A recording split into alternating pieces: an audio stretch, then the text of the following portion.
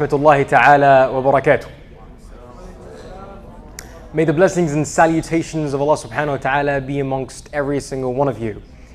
Ladies and gentlemen, family, friends, it's an honor to initiate and inaugurate this very wonderful setting that would bring about value and understanding of a very prominent and important topic that we are currently facing. Several ideologies and several perspectives have came into practice, and clarity is of utmost importance. And therefore, when clarity is given, clarity should be required with utmost due right. So what exactly are we talking about?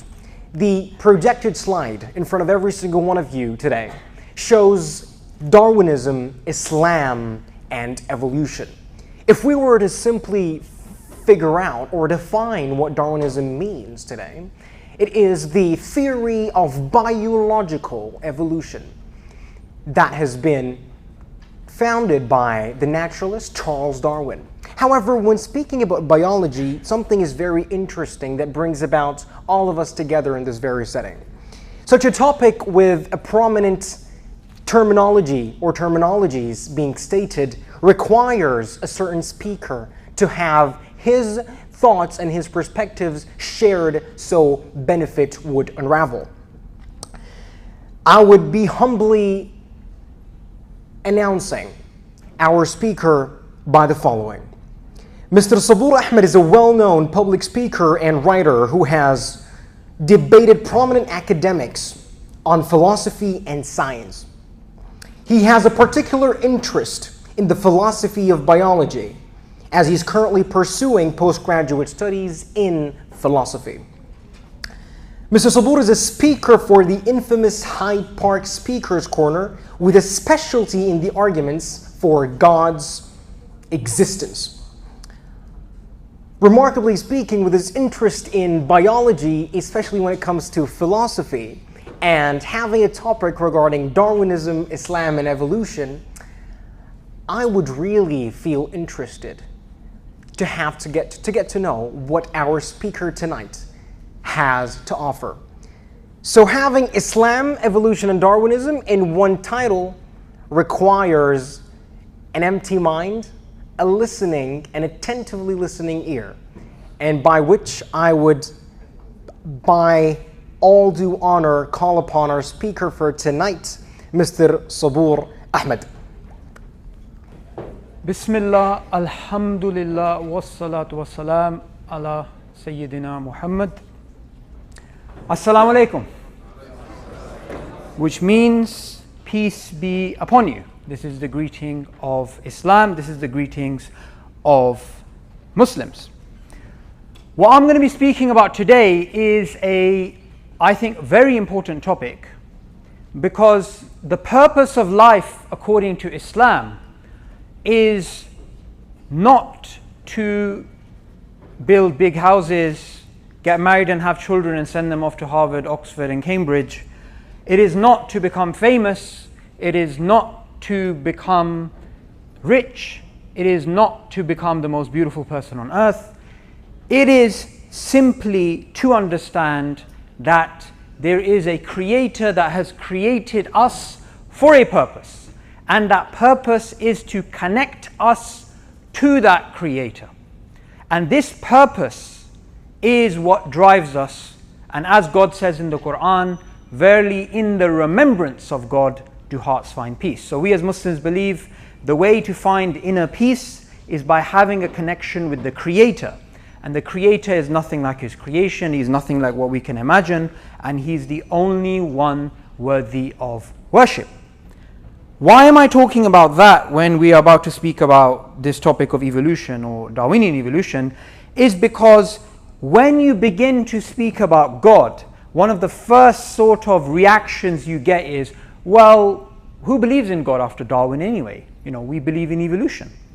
What I want to do today is clarify that biological evolution, Darwin's theory of evolution, as it's understood by mainstream secular academia, is not in any way, shape or form an argument against God or something that undermines the existence of God. Rather, what I'm going to be arguing is that it is a valid scientific theory, and valid scientific theories sometimes conflict with religious scripture, but valid scientific theories are never absolute because science doesn't lead to absolute truth. And so there is not a conflict between Islam and biological evolution, and biological evolution and the existence of God. Now, this is probably the most iconic image of biological evolution, of Darwin's theory of evolution. This is probably more popular than any brand that we know of in the world today. This image is probably something that if you went to a village in Africa and you showed this image in a school, they would recognize this is evolution. If you go to South America, you go to some far off village close to the Amazon, and you again go to some sort of school or some sort of facility, you show them this image, they'll say, yes, we've seen this before. How many of you, raise your hands, have seen this image before? Wow, pretty much everyone. I'm sorry to inform you that this image is actually completely wrong. This image is not the way that biological evolution works. This image is not the way that Darwin's theory of evolution works. So let me just repeat that. All of us here have seen this image. Everyone across the world understands that this is the iconic image of biological evolution. Yet, this image is completely false according to mainstream secular biologists and philosophers of biology and philosophers of science. Not because of any religious reasons, simply because this is not the way that biological evolution works. Now, why this image is false is something I'm going to go into later on, inshallah, God willing. But what I do want to cover is this. Something that you believe to be correct, and most of the people on earth believe to be correct, or the way that biological evolution works, is not the way it actually works. And the reason for that is there is a difference between the public understanding of biological evolution, which is what we have, and the academic understanding. And the public understanding is the biological theory of evolution is a challenge to God. The biological theory of evolution works in this way. The biological theory of evolution is true. And from an academic perspective, from a secular mainstream academic perspective, this is not the way it works. It doesn't claim absolute certainty, and it doesn't undermine God. So you guys can all go home now. But if you want to stay, I'd appreciate it. If you want to stay awake, I'll also appreciate that, although I do understand you've had a long day. What I would also appreciate is if you look at everything I'm saying with a skeptical mind. I want you to imagine that everything I'm saying, you want to challenge, you want to question. Because the best thing that you could do as students is not just simply accept what you're taught, but question and see, right, is this guy, does he actually know what he's talking about? Is it the wrong speaker? Did he just make this up? Where did he get this from? So everything I say today, I'm saying from a perspective of secular mainstream academia, that this is what they are saying about biological evolution. Now, everything I'm going to say about Islam is what you get from mainstream Islamic sources. So the question I would love today is someone saying, you're wrong because I don't think that's true, because I don't think you have any evidence for that. I would love that question, because then I would be able to inform you where I actually got that from. So what we're going to do today is I'm going to go through this presentation. It's going to take roughly about 45 minutes. And after this presentation, what we're going to do is we're going to have a Q&A. Now, most of the learning actually happens in the Q&A. So I understand you're going to find it a bit difficult. Sometimes you might hear a term and you're going to be like, what the heck is that? And is that some sort of octopus or something, right? So when you hear things, when you hear certain terms and you don't understand them, don't worry, just write it down. Because I've been asked to speak about a very comprehensive topic in a very short period of time, I'm going to be going through it in a very brief way. And you guys might follow along some points, not follow along other points, but those are the sort of things we can iron out during the Q&A. Okay, clicker seems to have stopped working. Nope, it's working. So what we're going to be covering is some basic points today.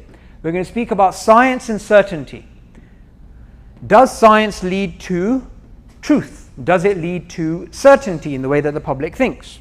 We're going to look at the current state of Darwinian evolution as it's understood by secular mainstream academics.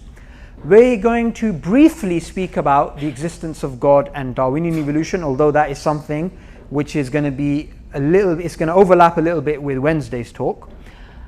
Why Darwinian evolution is unique in the history of science, why it's not like any other theory in the history of science, in a not so good way, and a little bit about Islam and science, Islam and scientific conclusions.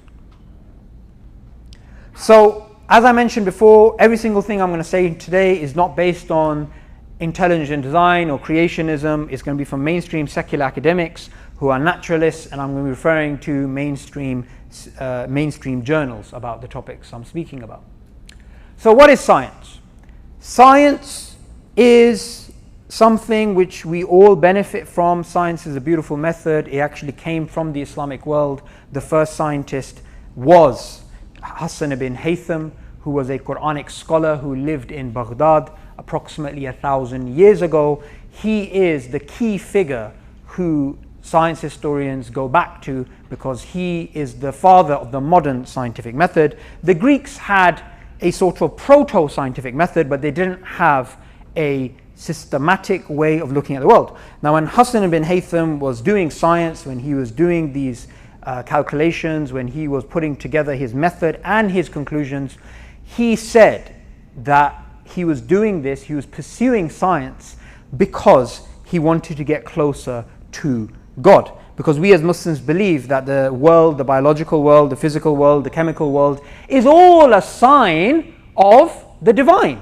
It is all something which reminds you of the Creator. So that was something which was actually driving him. Now his systematic approach was basically the following, and it's pretty much the same method that we use today, although we may use different technical terms like falsification and scientific holism and all this sort of stuff, but essentially it's the same method. Now what was the method? The method is you start off with a question, you go out and you get some observations, and after you get some observations you come up with a theory, and based upon, you come up with a hypothesis, you test that hypothesis against observations, you repeatedly test that hypothesis again and again and again, and if it seems to be working over a long period of time, and there seems to be giving you results which are useful, then that scientific hypothesis becomes into a scientific theory.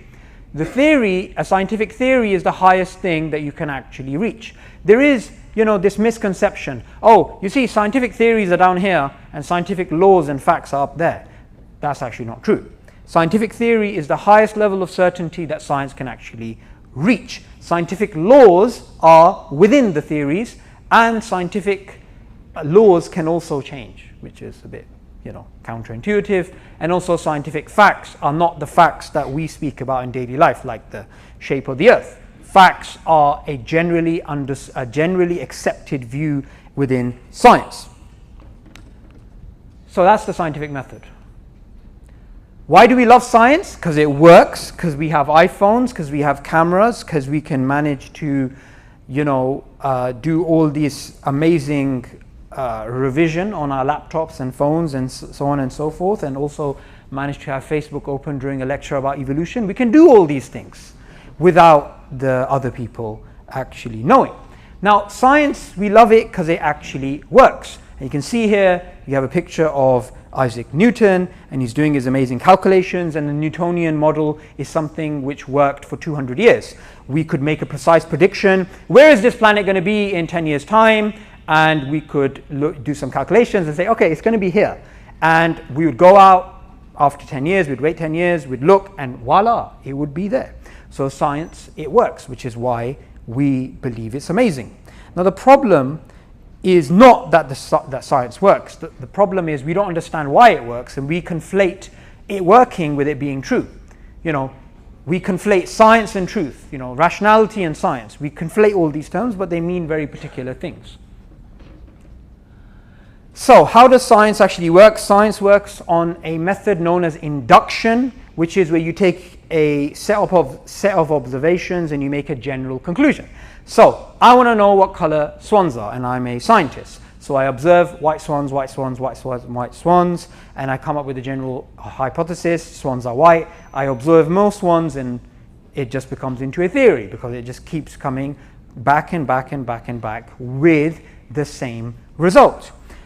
The problem is, in the future, I can come across a black swan, and my previous theory is then challenged. The problem here is that the problem of induction, as it's known, as it was pointed out by the philosopher David Hume many centuries ago, is something of a general problem in what's known as epistemology, the theory of knowledge, but it's a particular problem in science, because when science works, we automatically start to think it leads to conclusions which are true in the literal sense, and that is problematic. Now, someone may be objecting in the audience somewhere like, hang on a minute, that is a really simplistic understanding of the scientific method. Because scientific theories have multiple assumptions, they have multiple layers of constants or whatever things we want to put in there, assumptions, axioms, whatever. I've only simplified it to this level to show you that from a bare skeleton point of view, we're dealing with something which can change at a fundamental level. So any level higher than that, it can also change.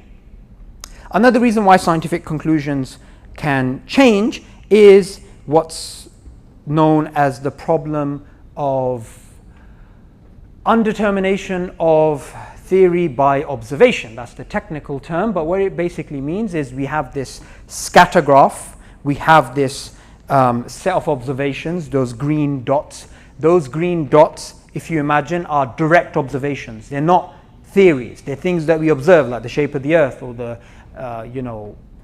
shape of a particular molecule or whatever. So those are things that don't change. They're observations, right? Now, based upon those observations, if I was to give you guys a pen and ask you, okay, can you please draw a line of best fit? Some people are going to draw a straight line. Some people are going to draw like a curve. Some people are going to draw like an exponential curve. Some people are going to draw smiley faces. You could do a whole bunch of things with the same evidence. This is known as the scatter graph problem, or the problem of theory, undetermination of theory by observation. That's the technical term in the philosophy of science. So because of these two reasons, scientific conclusions are not absolute. Scientific facts, as they're known, are not absolute. They are something which can change due to these two particular issues.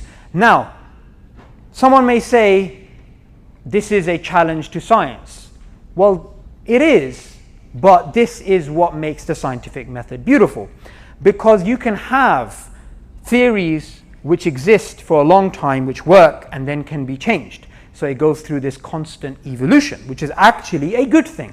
Imagine how boring it would be if scientific conclusions never actually changed. So this is not a bad thing. It's actually a good thing.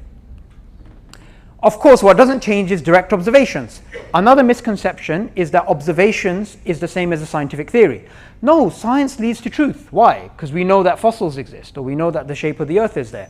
Well, this is a conflation between observations and theory. These observations, you don't need to be a scientist to make these observations. These are purely simple observations. Using observations, you can come up with astrology, which is of course not science, or you can come up with astronomy, which is science. So these things on their own are not absolute. They're not the same as theory. Observations are true. They don't change. They are there. But the scientific theories and hypotheses that are based upon them do change. This particular issue is subtle, but it's fundamental to understanding that science doesn't lead to certainty. So science is way more than observations. You have an entire method which works in a particular way. Now, as I mentioned before, Einstein Newton had his amazing model of the universe. It worked well for 200 years. Einstein came along and showed, actually, do you know what? This particular model of the universe, although it worked for 200 years, although it made precise predictions which actually came true, this particular model of the universe is not correct. And what did he do? He came along 250 years after Newton, and he basically argued that we have fundamental misunderstandings about the way the universe works. So what he said is that gravity is no longer a pulling force, it is a pushing force due to space-time curvature. So he flipped it on his head.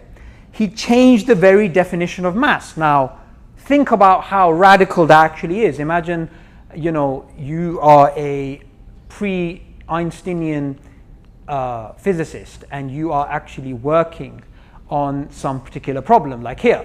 And Einstein comes along and says, although your formulas have worked well for 250 years or 200 so years, your very definition of mass is incorrect. And that's what he fundamentally argued for. And that space and time are not fixed, which was an assumption of the Newtonian model. Rather, he said, space and time is like fabric, it's like cloth, it's constantly changing, it's dynamic. So again, fundamental challenges to the Newtonian worldview. Now, many of the physicists were upset. They're like, this is a crazy idea, but today, as we know, it's completely accepted by all physicists, that this is our understanding of the physical universe. So, something that worked for 200 and above 200 years turned out to be not true in the literal sense, because new data came which challenged it. New interpretations came which challenged it. So what we should understand is that this is the history of science. If you look at the history of science from chemistry, biology, physics, astronomy, medicine, we have complete changes, radical paradigms from 50 years ago, 100 years ago, 150 years ago, 200 years ago, 350 years ago, radical changes in every single field in science over a long period of time. You'll have to see that. Now, theories work even when they're wrong. So even after it was shown that the Newtonian model of the universe is incorrect, we applied it to apparently the moon landing. Some people believe it didn't happen. I'm not going to get into that, but let's just assume it did. We went to the moon based upon the Newtonian model of the universe, although that is not true from the Einsteinian perspective. So something can work even though it's not true. Now, this particular car, I know absolutely nothing about cars, but I know this is a blue car. Now, this blue car has these nitrogen boosters. Nitrogen boosters can help your car go very fast. You can get to the lecture on time. Now, these nitrogen boosters, imagine there is a guy with a cigarette in his mouth and he's chilling out with music playing, and I go and knock on his window when he's actually sitting in this car, and I say to him, hey buddy, you've got a really nice car here and it's fantastic, and I can see you're going really, really fast and you've got all these gadgets and stuff in your car. Just wanted to inform you about something very interesting. You see, nitrogen, which is being used to make your car go really, really fast, this nitrogen was discovered using a chemical theory known as phlogiston. And this chemical theory of phlogiston today is not accepted by anyone. It actually turned out to be completely false. So a false scientific theory helped discover nitrogen, which is an observation, which is true. Now obviously that guy is going to be like, what are you talking about? I'm like, I don't know. And I walk away. But you guys understand. That's the main point. It's going to stick in your head and you are going to understand. So scientific theories work even when they are shown to be false. Here's a really interesting one. Anyone study physics here? 1, 2, 3. Wow. We have some intelligent people in this room. I hope you guys don't study something like fashion design, which is what my wife did, and I just think it's not even a subject worth pursuing. But we have physics, a real degree, something worth paying tuition fees for, something worth getting up in the morning for, something objective, not subjective and trivial. So, theories work even when they contradict each other. This is very important. Theories work even when they contradict each other. In physics, we have Einsteinian general relativity and we have quantum mechanics. Quantum mechanics and general relativity aren't exactly best friends because at a fundamental level they disagree. They cannot both be literally true. Now, these are two scientific theories which are accepted by physicists, although at a fundamental level they both can't be true. So scientific theories work, make predictions which are shown to be true even though they can fundamentally conflict with each other. Right, so this is the way that science actually works, and this is the paradigm shift that we actually need to go through.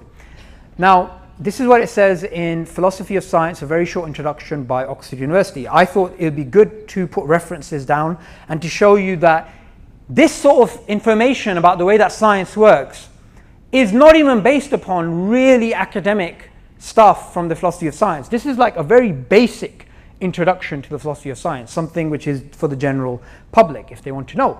This is what it says. Historically, we have many cases of scientific theories which were successful but which turned out to be false. And if you're wondering who this handsome guy is, this is Larry Loudon. He is a philosopher of science and he's put together a philosophical paper of really powerful scientific theories which really worked, which turned out to be false. I didn't just put him there because of a pretty face. So, all scientific theories change, and this is something which is accepted by philosophers of science. This is not something which is controversial.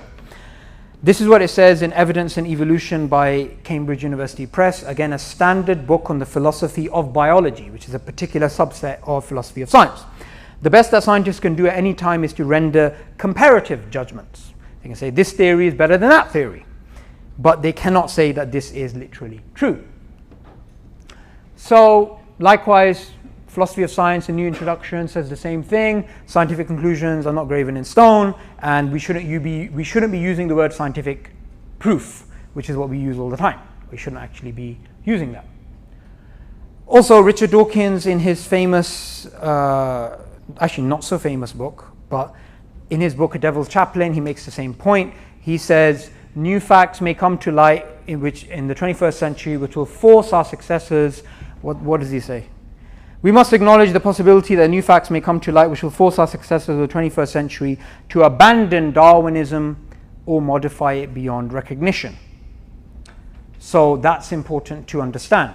Now here he's referring to Darwinism. Darwinism is different to evolution. Darwinism is a particular type of evolution. Evolution was known before Darwin. It's been known for thousands of years. It simply means biological change over time. It's not theologically corrosive. It just means biological change over time. Darwin came along and proposed two ideas. He said all of life, you, me, everybody, elephants, tigers, Lady Gaga, unfortunately have a common ancestor. Yes, you are related to Lady Gaga. Now, because of that idea of universal common ancestry, he had to propose a mechanism, how the change happened, and he proposed a mechanism known as natural selection. Evolution simply means biological change over time, but Darwinian evolution is a theory. This is an observation and this is a theory based upon two particular ideas.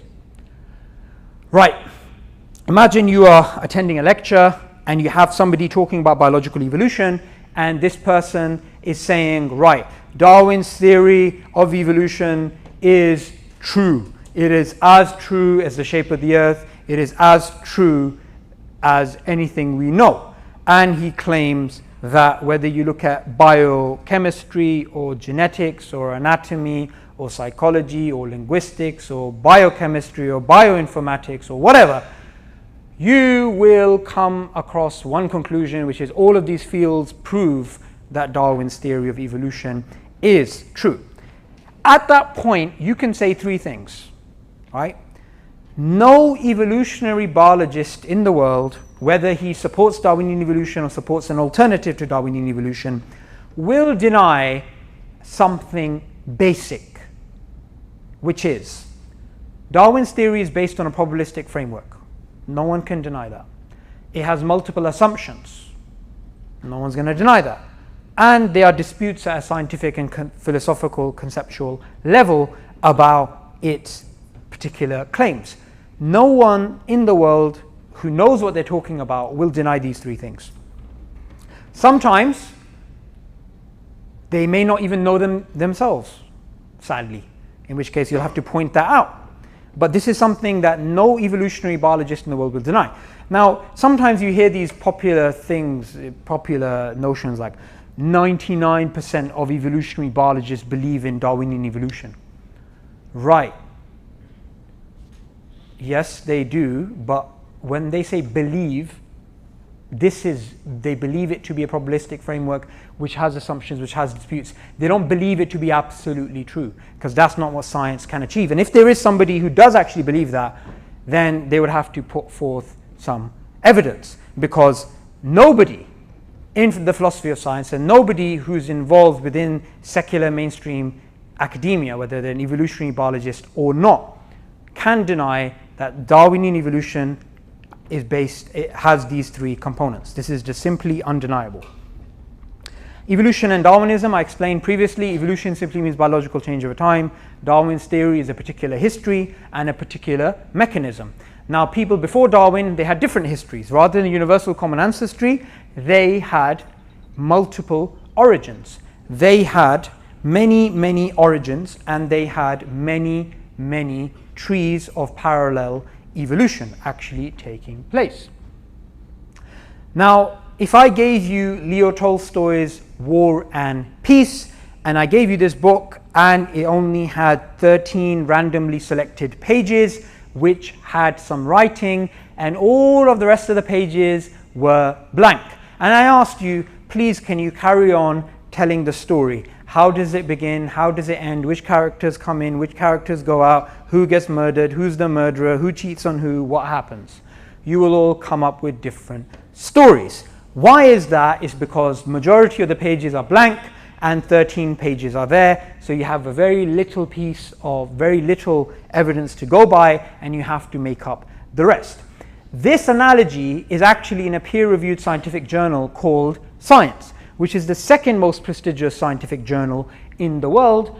And what it basically says is working out the history of life on Earth is kind of like working out the plot of Leo Tolstoy's War and Peace with only 13 randomly selected pages. That's how difficult it actually is. Another way to actually put it is this. It's not just a scattergraph, it's a scattergraph on steroids. Why is that? It's that way because according to current estimates, 99, and I want you to remember this number, 99.999, keep that in mind, 99.999% of species, not organisms, species, have never been observed. We don't have their fossils, we don't have their DNA, we have no cave scratching, chicken scratching type drawings of them, we have nothing. 99.999% of species. So that analogy of Leo Tolstoy's book is relevant here because 99.999% of species are actually missing. So somebody can look at the history of life and come up with universal common ancestry or multiple origins like Lamarck did before Darwin, the web of life, the tree of life, the net of life, bush of life. You can come up with gradualism or rapid change, progression or non-progression. Whatever you make is bound to be probabilistic at best. One of the ways that Richard Lewontin, he's an atheist evolutionary biologist at Harvard, explains this is that when you're watching a documentary or watching a particular program or you read this in an evolutionary textbook, how does the trait of having a big brain evolve? Well, what happened is when we came down from the trees and we were slowly learning to become bipedal, then we just thought, hey, what do I do with these things? Hey, let me cook. And then we started cooking and we grew bigger brains. That is a scientific theory, a scientific hypothesis, which sounds plausible. But what Richard Lewontin says, and this is obviously something that's made up about all of these sort of traits that we actually have, there's an evolutionary history to it. he says we need to be careful because these are or can be just so stories. Now, what are just so stories? Rudyard Kipling, in his famous children's book, he goes over just so stories. So how did the elephant get its long trunk? Well, you know, the elephant was enjoying, it was chilling out somewhere, and this crocodile decided to bite its trunk and to try and drag it into the water, and as the elephant is resisting, it gets longer and longer and longer. So these are just so stories. This obviously, just so story, this term was, you know, it's maybe 100 years old or whatever, but Richard Lewontin used that a couple of decades ago as an example to show that when we have these evolutionary scenarios that this trait evolved in this way, this particular thing evolved this way, he's basically saying, well, how do you know? You know, this is how different is this to a just so story? There's an interesting example of a just so story pointed out by Raymond Tallis.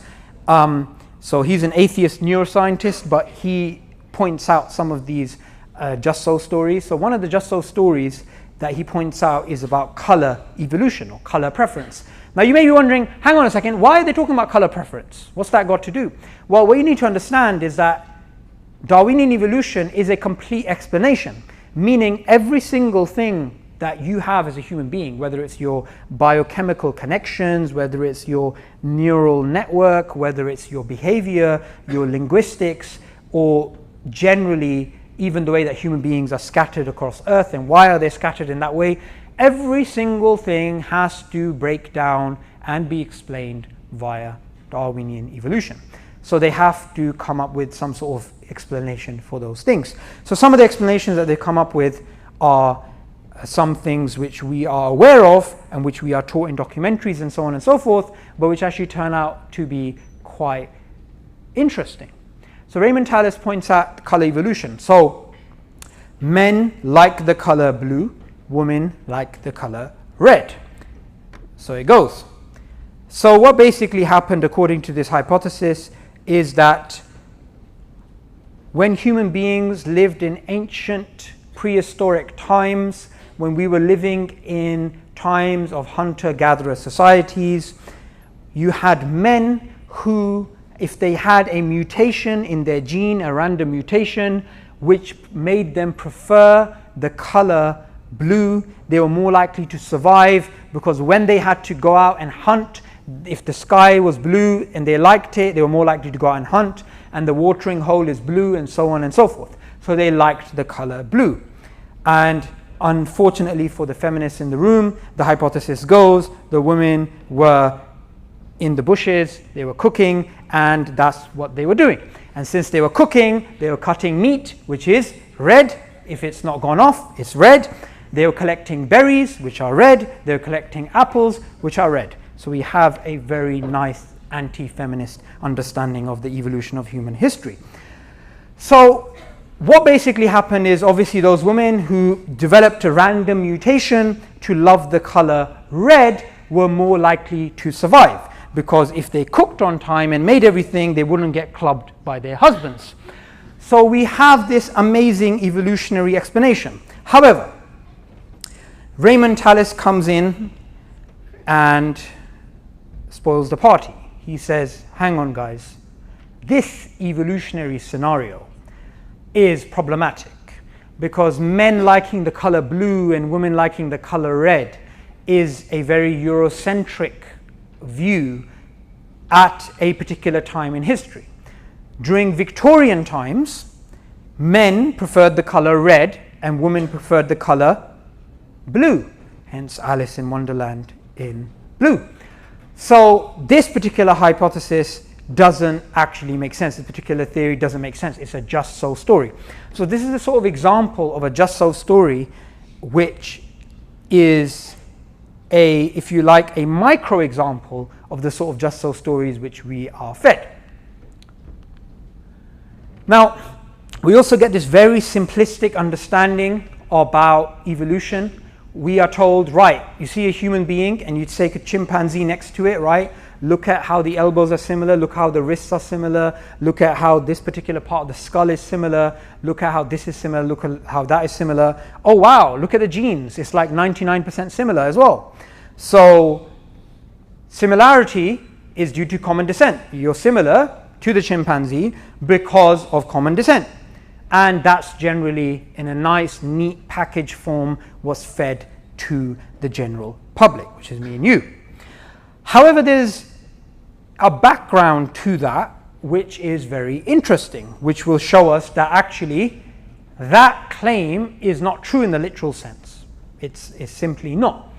Firstly, that assumption is the assumption of homology, that similarities are due to common descent. That's not something that can be proven. It is simply an assumption. The assumption is similarities are due to common descent. Now, if somebody claims that similarities are due to common descent, similarities exist, oh look at this, and therefore similarities are due to common descent, as you would know if you've done a basic class in philosophy or logic, that is a circular argument. Similarities are due to common descent, that's an assumption.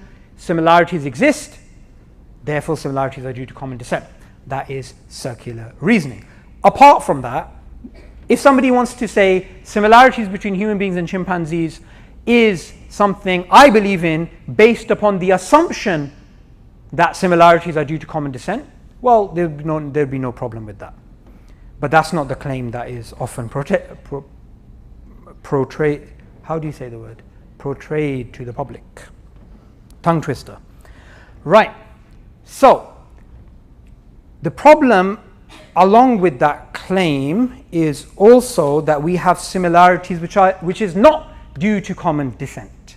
We have similarities all over the biosphere which is not due to common descent.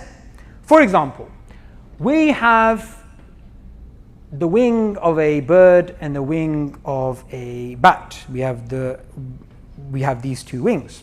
Now, both of these wings, they are used in a similar way, they have a similar function, but that is not due to common ancestry. That's what's known as homoplasy, the opposite of homology, which is similarities which is not due to common descent. Likewise, we have the genes for echolocation in a bat and the genes for echolocation in a dolphin, a whale, and these are not due to common descent.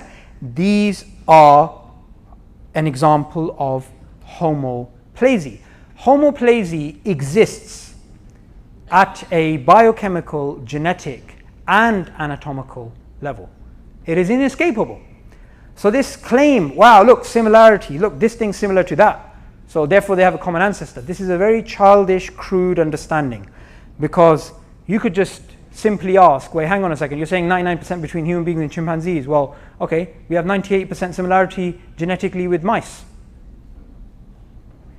That's when you're going to get either a confused look, or you're going to get someone saying, well, actually, it's more complicated than that. And you'll say, aha, that's the whole point. There's a whole history behind this. It's not as simple as that. Now, homology, homoplasy, this is a quagmire, and it's not the guy from Family Guy. It's a big, big problem, and this is the problem, as explained by Elliot Sober, a prominent philosopher of science, a philosopher of biology. He says, both of the following thoughts are naive. Humans and chimps must share a common ancestor because they're so similar, whether genetically or anatomically. And he does make that clear previously to this as well. And humans and mushrooms must have arisen independently because they're so different. Within a probabilistic framework, there is no must in either case. And that's exactly what is the understanding of mainstream secular academics. It's not as simple as, ooh, look, similarity, ooh, look, similarity, ooh, look, common ancestor, oh, look, the fire exit. That's what you should say to someone like that, because they clearly don't know what they're talking about. So, we have a human being there. That's what you actually look like without clothes and skin. Yeah, it's very pretty, isn't it? So you have this human being. Now, within the human being, there may be similarities between human beings and chimps. However, there are similarities between human beings and other creatures which are much according to even the evolutionary tree, the Darwinian tree, much further than us, which is an example of homoplasy, not an example of homology. So for example, chimps live in communities of up to 100. They don't live in communities bigger than that. Ants are the closest thing to human beings in nature. You have ants in a colony that live in mega cities, which live in numbers of millions, which have warfare, slavery, economics. You know, we have all this complex social interaction which human beings actually have. Likewise, we have similarity between our linguistic capabilities and those of songbirds, something which we do not have with chimpanzees. So we have similarities between ourselves and ants, which don't exist between ourselves and chimps. Similarities between ourselves and ourselves and birds, which don't exist between ourselves and chimps. Likewise, we have similarities, and I should have put a picture of a pig up there, but you know, it's getting kind of busy.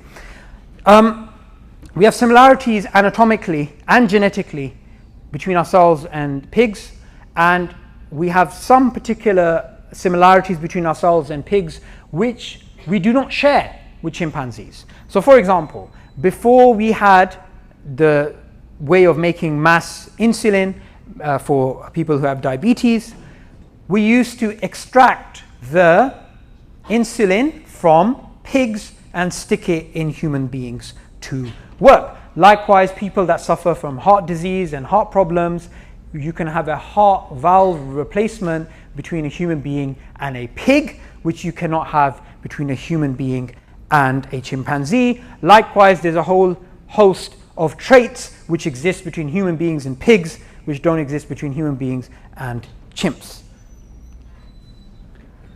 There's multiple assumptions within the Darwinian worldview, within the Darwinian theory. These assumptions are gradualism, natural selection, random mutations. You have single origin, tree of life. Neo-Darwinism is claiming that acquired characteristics are not inherited. These are all some of the assumptions of Neo-Darwinism. This is not something which is undeniable.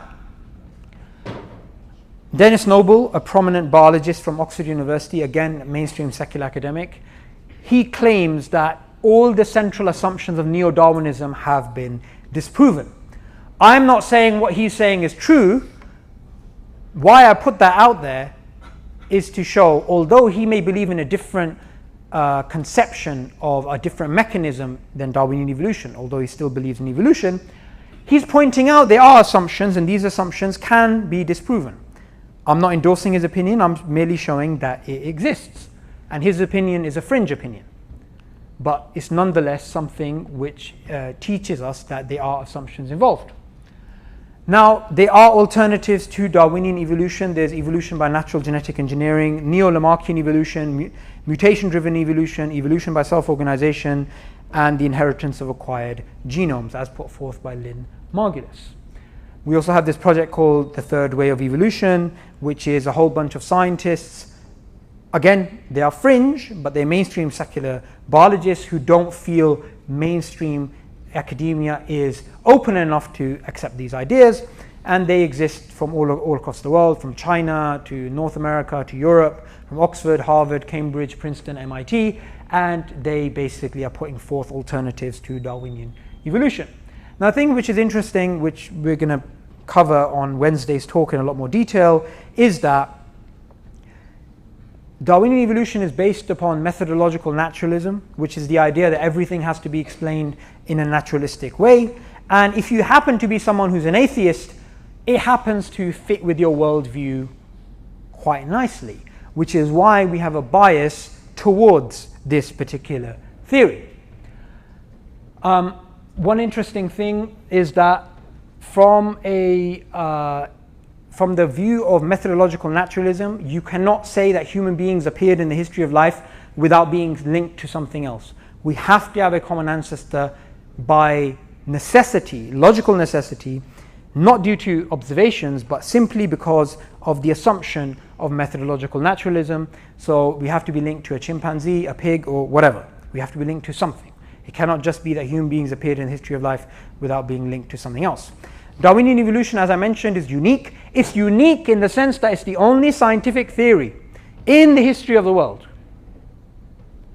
which morphed from a valid scientific theory into a political, ethical, and religious system. Let me repeat that. It is unique because it's the only scientific theory which turned from a valid scientific theory into a religious, political, and ethical system. Now you may be wondering, how did it become into a religious system? Question for the Q&A. Actually, no, not for the Q&A. I forgot this slide was there. You can see, I'll blame jet lag rather than incompetence. So it's good old jet lag. That's what it is. So why is it a religious system? Well, firstly, religion can mean much more than just belief in God. So for example, Buddhism is a religion, although many Buddhists don't believe in God. Here's a man, Richard Michael Roos. He is a philosopher of science, he is an atheist, and he published a book by Oxford University about a year and a half ago called Darwinism as Religion.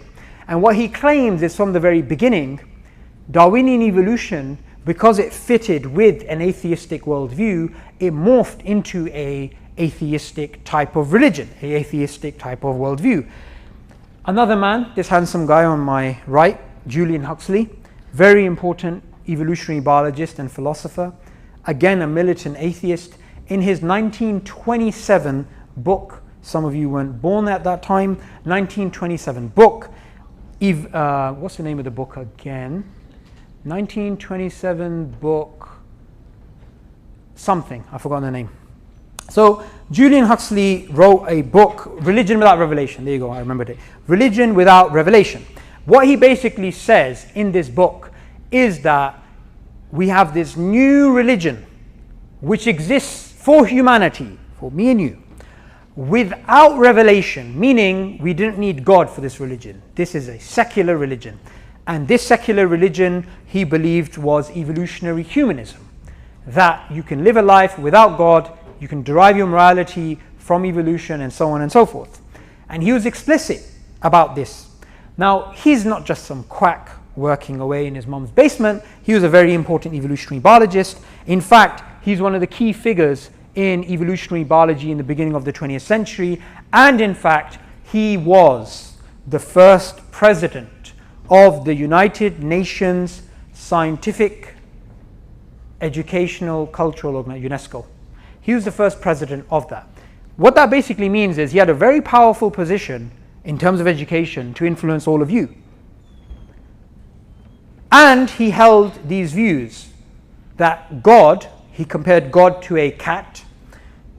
He believed in militant atheism. He believed that people should not believe in God, and that in the future people will not believe in God in the same way that people don't believe the earth is flat. So he was a militant atheist who helped spearhead this religious movement of Darwinian evolution. And a very popular book called The Blind Watchmaker from the 1980s, Richard Dawkins, another prominent atheist, he says something very interesting. He says Darwin allowed us to be intellectually satisfied atheists. Now you can start to see there's something wrong with that statement.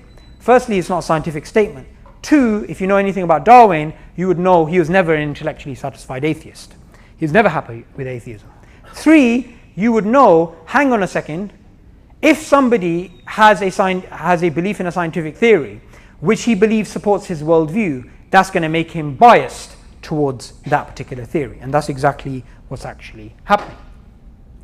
Darwinian evolution as an ethical system, beginning of the 20th century, we had these movements which took this scientific theory and they wanted to show that we can actually derive our morals and our ethics from them. This particular picture shows 12 types of 12 types of, if you like, humanoids, if you like. So at the bottom, we have 6 types of clear apes, and at the top we have a subset of apes, which we are supposed to be humans. And by a complete coincidence, amazing coincidence, you know, number one happens to be the Caucasian race. Number two is a little bit Chinese. Number three is a little bit hippie-ish. Number four, we're getting slightly African. Number five, we're getting, woo, full African. Number six, we're getting very dark African. Number seven is an ape. So, the difference between step number 6 and step number 7 is 1, and the difference between the Caucasian, number 1, and number 6 is 5 steps. Right.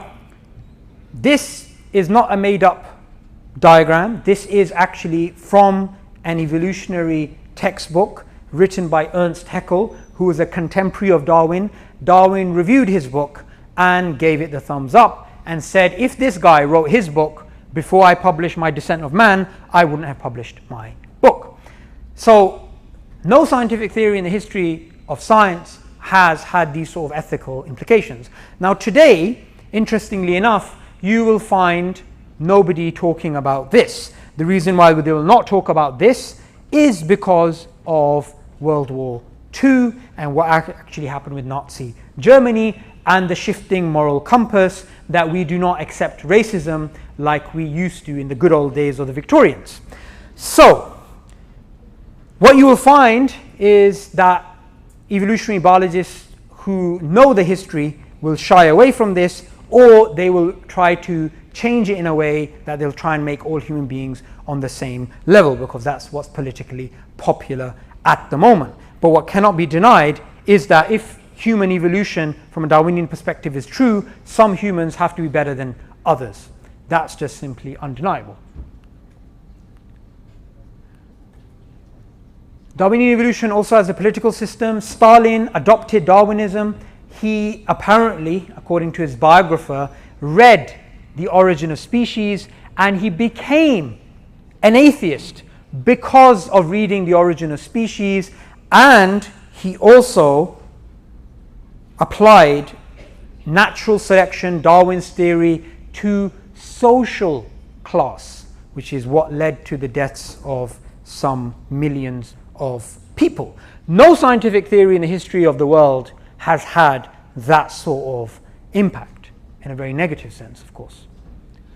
Lastly, last slide about Islam, evolution and Darwinism. As it was previously mentioned, Darwin's theory, when it's understood in the way that's understood, not by popularizers, not by the general public, but by secular academia, it is something which is based on a probabilistic framework, which has assumptions, which has disputes.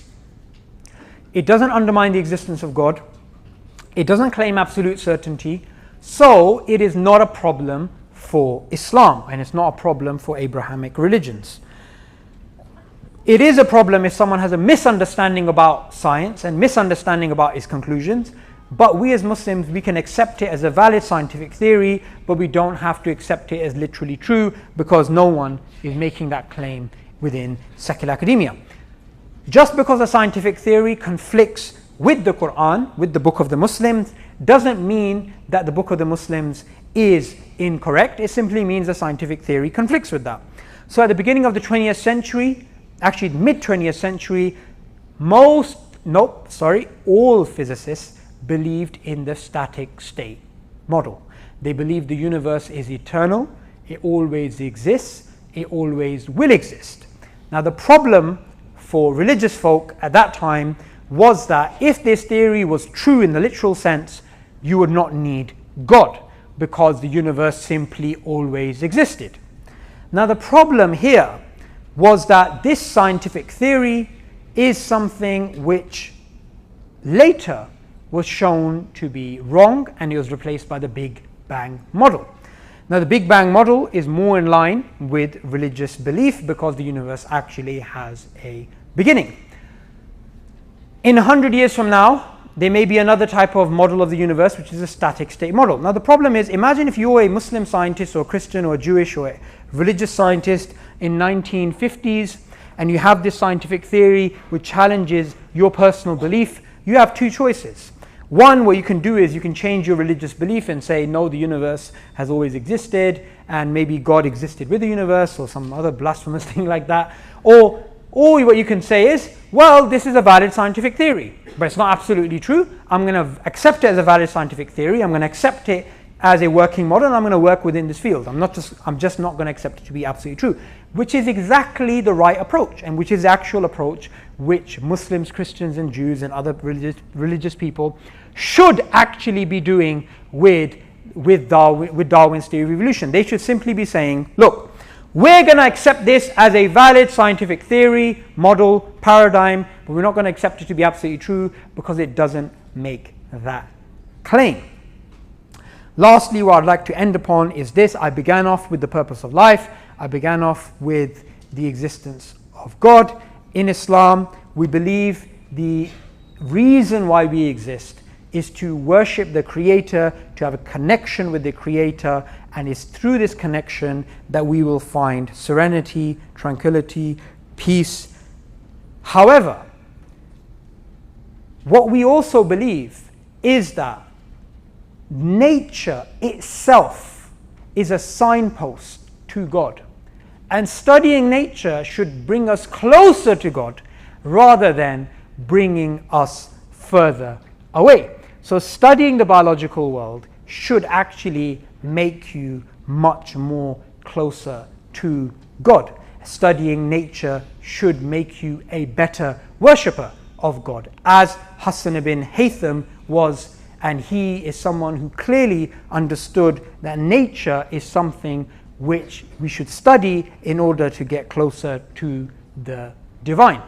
As it says in the Quran, in the creation of the heavens and the earth and the alternation of night and day, there are signs for those with intelligence. Everything good I have said is from Allah, our Creator. Every mistake is my own. I thank you very much for listening, and I look forward to your questions.